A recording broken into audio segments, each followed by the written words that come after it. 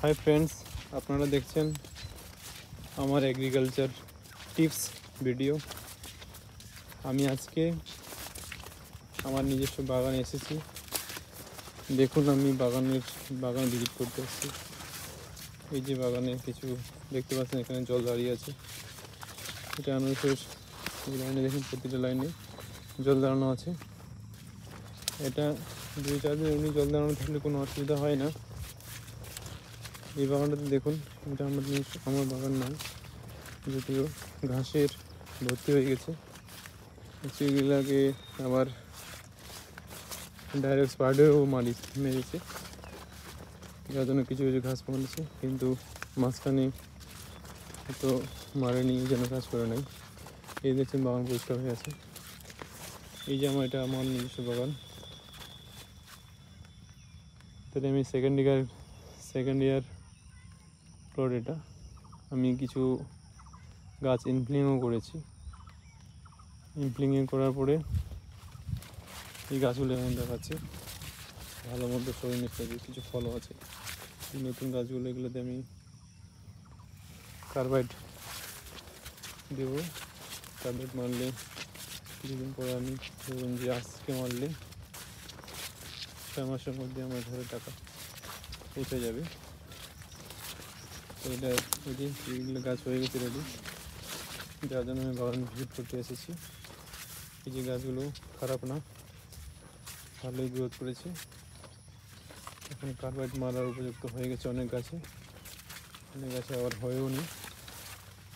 তাই আমি ভাবছি মারবো কিনা।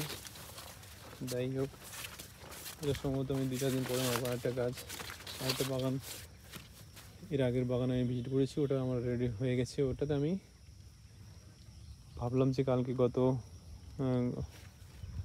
আগামীকালকে আমি কার্বাইড দিয়ে দেবো, ক্যালসিয়াম কার্বাইড দিয়ে দেবো। এই যে দেখতে পাচ্ছেন, এটার পাশের বাগান, এখানে অজস্র চারাও বেরিয়েছে, দেখতে পাচ্ছেন।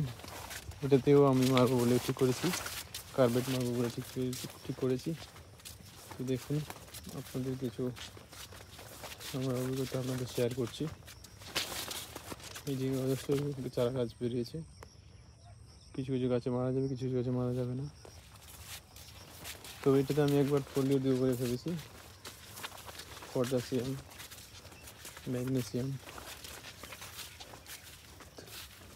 ও যে কোনো একটা ভিটামিন লিকুইড দিয়ে দেবো, পাইজাম সাইডিজাম জাতীয় কিছু।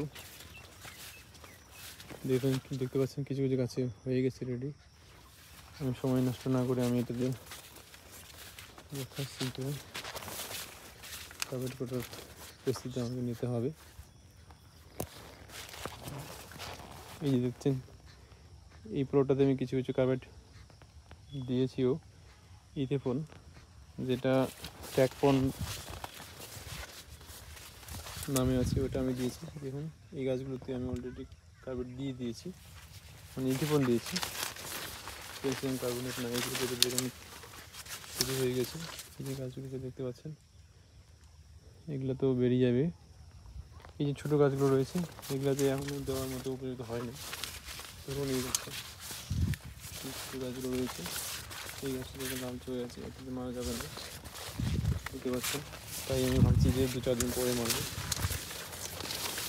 এই যে এটা বেরিয়ে গেছে, দেখতে পাচ্ছেন আমি। তাই বন্ধুরা, চলুন এখান থেকেই আমার এই ভিডিওটা শেষ করছি। Thank you.